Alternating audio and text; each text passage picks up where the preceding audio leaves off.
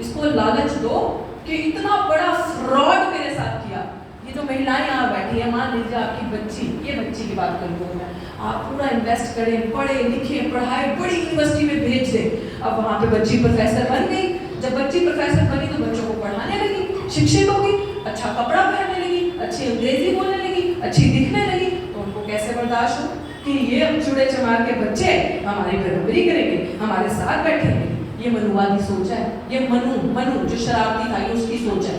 तो उनको लगा कि अभी हमारे साथ बैठेंगे तो क्यों ना इसको निकाल। और ये संविधान बचाने की लड़ाई में सबसे आगे नीले झंडे की बात करती है। ये अगर हक की बात होती है, हिस्सेदारी की बात होती है, बच्चों के स्कॉलरशिप की बात होती है, जो आपको सरकारें नहीं दे रही होती आपका वजीफा, उसके लिए लड़ाई लड़ती है। और इसलिए अपने साथ और कैसे बना लिया, इसको सिस्टम से निकालो। इस लड़की से खतरा है, इस लड़की को सिस्टम से निकालो। और निकाला कैसे? फर्जी दस्तावेज बना के 35 बच्चों के फर्जी साइन किए प्रिंसिपल ने, क्योंकि वो आरएसएस की प्रिंसिपल थी। वो एक मनुवादी ताकत शख्सियत साइन करके जमा कर दिए कि जी ये कंप्लेंट है आपकी तरफ और ये बच्चे। लेकिन मैं डॉक्टर अम्बेडकर की बच्ची, उन्हीं की नियति से उन्हीं को हराया। साम दाम दंडवे, उसने जो सिग्नेचर मेरे खिलाफ करवाए, मैंने अपनी क्लास से जिस बच्चों को मैं पढ़ाती थी उनके पूरे अपने बारे में फीडबैक लिए कि मैं कैसा पढ़ाती हूँ, मुझे बताओ। बच्चों ने लिख के बता दिया। तो मेरे पास सबूत आ गए।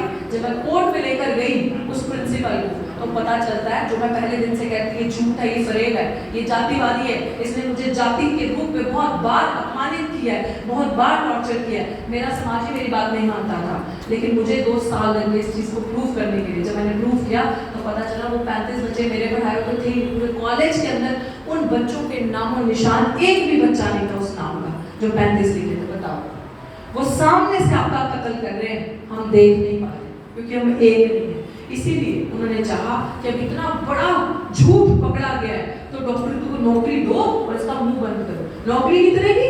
1,10,000। मेरी नौकरी 1,10,000 मिलते थे मुझे महीने के, एक ही साल पढ़ाया मैंने। अब 1,10,000 किसको नहीं प्यारे? मैं खाऊं, आने वाले टाइम में मैं घूमूं फिर, मेरा परिवार खाए, खत्म कहानी। सामाजिक न्याय की परिभाषा खत्म। तुम बच्चे कभी उस विश्वविद्यालय में जा नहीं पाओगे, आपकी पीढ़ियां कभी बड़ी बड़ी यूनिवर्सिटीज में पहुंच नहीं पाएंगी, क्योंकि मैंने तो गला काट दिया ना इनका, मैंने तो गला घोट दिया इनका एक नौकरी लेके। लेकिन मुझे लगा कि हम लोगों को क्या नहीं मिलता है? सिर्फ न्याय, इंसाफ नहीं मिलता। जैसे साहब ने कहा कि जो कोर्ट है वो हमारे खिलाफ फैसला करता है, हमारे हक में नहीं। बिल्कुल सही बात है। पहली बात है कि जहाँ न्यायालय है, जुडिशरी है, वहाँ हमारी हिस्सेदारी नहीं है, वहाँ हम है ही नहीं, भागीदारी ही नहीं है। हमारे लोग पढ़ के वहाँ तक पहुँच ही नहीं पाते, वो पहले ही निकाल देते हैं। वहाँ पे उनका कब्जा है। तो इसीलिए क्यों कब्जा है? क्योंकि कलम की ताकत उनके हाथ में है। और जब आप लोगों को उम्मीद होती है कि हम कोर्ट जाएंगे तो इंसाफ मिलेगा, तो वहाँ से हर फैसला कलम आपके अगेंस्ट करती है। इसीलिए जरूरी है शिक्षित होना, पढ़ना, अपने बच्चों को वहाँ तक पहुँचाना, अपने हक समझने।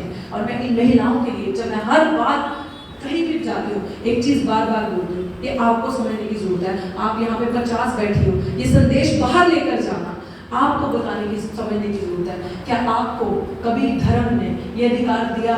किसी मंदिर में आप जाते हो जहाँ माता, चाहो रिलीजियस फ्रीडम, अगर आपके मन को अच्छा लगता है आपकी मर्जी है, लेकिन आपने कभी देखा कि उन्होंने कभी किसी महिला को प्रमोट करके उस मंदिर का पुजारी बनाया? कभी किसी महिला को पुजारी देखा है? नहीं देखा। कभी किसी मस्जिद की मौलाना देखी? महिला नहीं देखी ना। तो आपने IAS ऑफिसर देखे हैं? महिला को देखा है? कलेक्टर देखा है? महिला को कलेक्टर देखा है? राष्ट्रपति देखा है? DC देखा? प्रोफेसर देखा? डॉक्टर देखा? इंजीनियर देखा? देखा भी नहीं देखा? देखा। ये अधिकार किसने आपको दिया? बाबा साहब ने।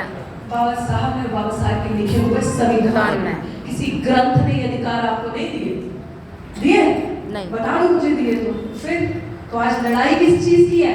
बाबा साहब के लिखे हुए संविधान को मिटाने की। क्योंकि जब आपकी पीढ़ियां पढ़ती है ना, तो उनसे आंखों में आंखें डाल के सवाल करती है कि बता, आज भी देश को आजाद हुए 70 साल हो गए, मेरे माँ बाप नंगे बदन सीवर में क्यों उतरते हैं, और मेरे माँ बाप क्यों सीवर के अंदर उस बदबू के अंदर मर जाते हैं, और आज भी हमें हमारे हक नहीं मिलते।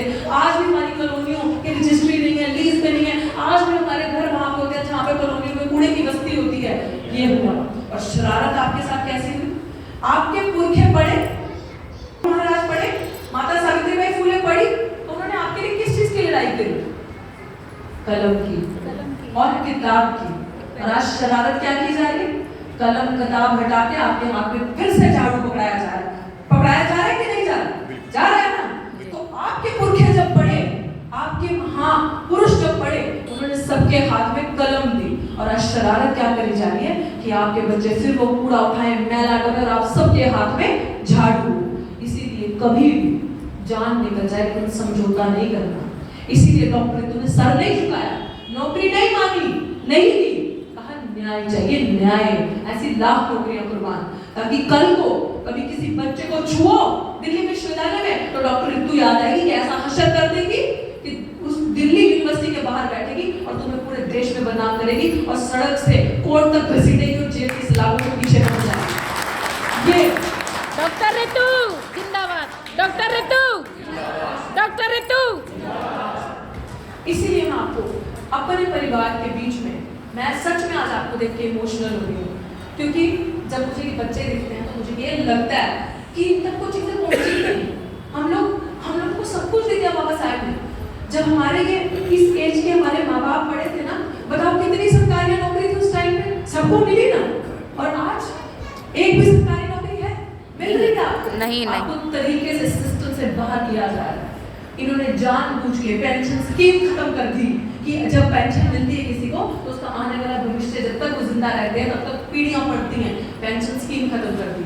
उम्र जो रिटायरमेंट की थी वो काट के 60 साल कर दी। I am wrong, right? यही कर दिया जानबूझ के।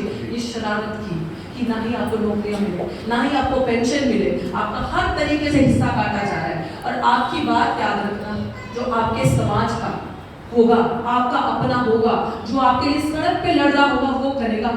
वो कभी नहीं करेगा जो आपके बच्चों को नशे में डालेगा, जो आपका वोट खरीदने आएगा, जो आपके साथ धोखा करेगा। उन गुंडों को, उन दलालों को बीच में से पहचानो।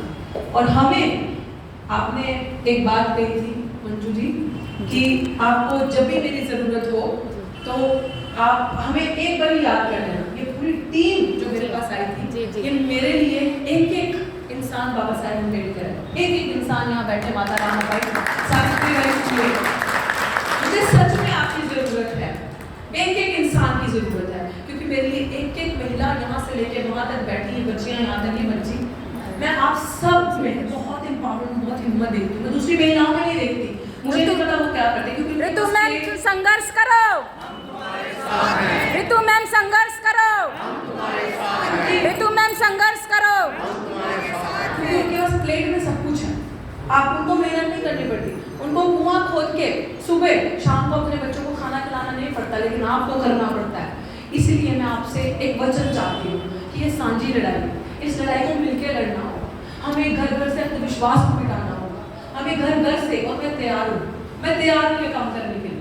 मैं आपके साथ, आपके मान सम्मान की, आपके हक की लड़ाई में लड़ने के लिए आपके आगे खड़ी रहूंगी। एक आवाज लगा के देखना, क्योंकि मैं कोई नेता नहीं हूँ, मैं कोई फ्रॉड यहाँ पे वो करने नहीं है, मैं कोई समाज को बदलाने नहीं है। क्योंकि मैंने 229 दिन वहाँ संघर्ष किया और पुलिस ने बर्बरता करके हमें वहाँ से हटाया जब उन्हें लगा कि ये पूरा देशव्यापी आंदोलन बढ़ रहा है। तो ये इलेक्शन शुरू हो गए तो वहाँ 144 धारा लगा दी कि 4 लोग एक साथ बैठ नहीं सकते। इसलिए हमने रणनीति बदली और हमने ये सोचा कि धरना 1 महीना स्थगित करके इसके बाद शुरू किया जाएगा बड़े लेवल पे। लेकिन मैं आपसे ये चाहती हूँ कि जब आपने ये कहा है कि जब भी आपको मेरी ज़रूरत है मैं साथ दूंगी, तो मैं ये कहना चाहती हूँ कि हम एक एक जनकारी पर अपने एक एक बच्चे की ज़िंदगी बदल सकते हैं और दूसरों ने जिन्होंने हमारा हक छीना है उनके खलक से अपना हक छीन के वापस ला सकते हैं। ये हम एक एक इंसान कर सकते हैं। और अब बारी आ चुकी है हमारा हक यहाँ पे रख, और उस हक को लेने के लिए, हिस्सेदारी लेने के लिए, हर एक संसाधनों में भागीदारी लेने के लिए और चोर पकड़ने की अब टाइम आ चुका है। जिन्होंने हमारे साथ ही करा है और सबसे बड़ी लड़ाई वो आपको जातियों में बांटे, वो जाति के अंदर बताएंगे ये तो ये है, ये तो ये है, ये तो इनका नेता है, ये तो ये है। वो गुरु को भी बांट देंगे, वो गुरु रविदास जी को, महर्षि वाल्मीकि जी को बांट देंगे, वो अम्बेडकर को भी बांट देंगे। लेकिन नहीं, अम्बेडकर इंसान नहीं है, अम्बेडकर एक ताकत है, अम्बेडकर एक एनर्जी है। अम्बेडकर आपको कहीं नहीं मिलेगा, सिर्फ किताबों में मिलेगा।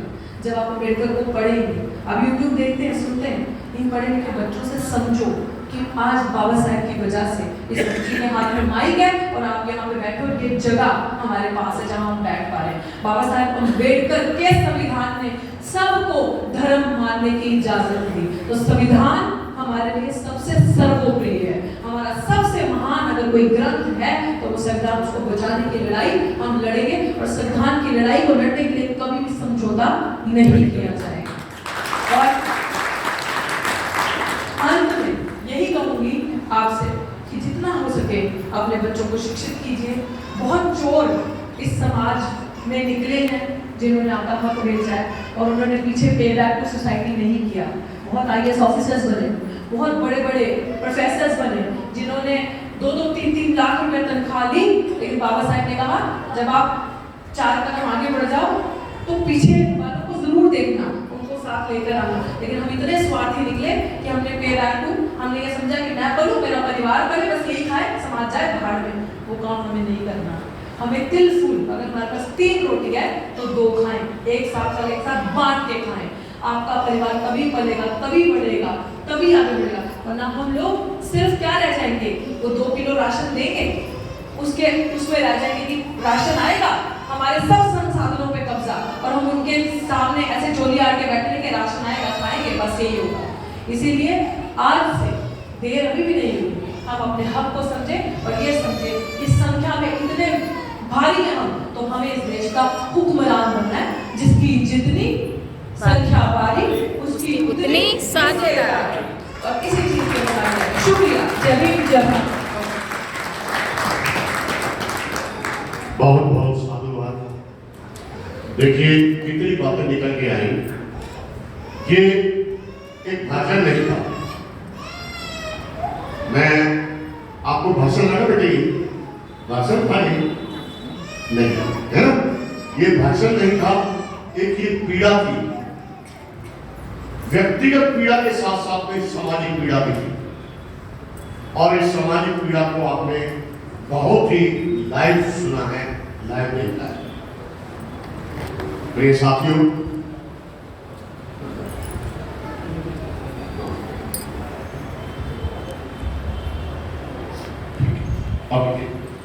तो प्यारे साथियों, चिंगारी एक उठती है। 1857 में माता दीन ने चिंगारी उठाई थी, लेकिन नाम हुआ मंगल पांडे का। लड़ाई झलकारी बाई ने लड़ी थी और नाम हुआ लक्ष्मीबाई का, है ना। तो ये शरारतें, ये आज की नई शरारत नहीं है, और इन शरारतों को आपको समझना होगा, बिकना बंद होगा, गुलामी बंद करनी होगी, और पाखंडवाद से दूर होना होगा, और हर घर में एक सावित्री बाई होनी चाहिए। हरियाणा में बड़ा अच्छा सिस्टम है, जिस घर में खिलाड़ी नहीं वो घर अनाड़ी। तो मैंने भी अपने दोनों बच्चों को खिलाड़ी बनाया और अच्छा काम कर रहे हो। तो मैं आपसे एक अनुरोध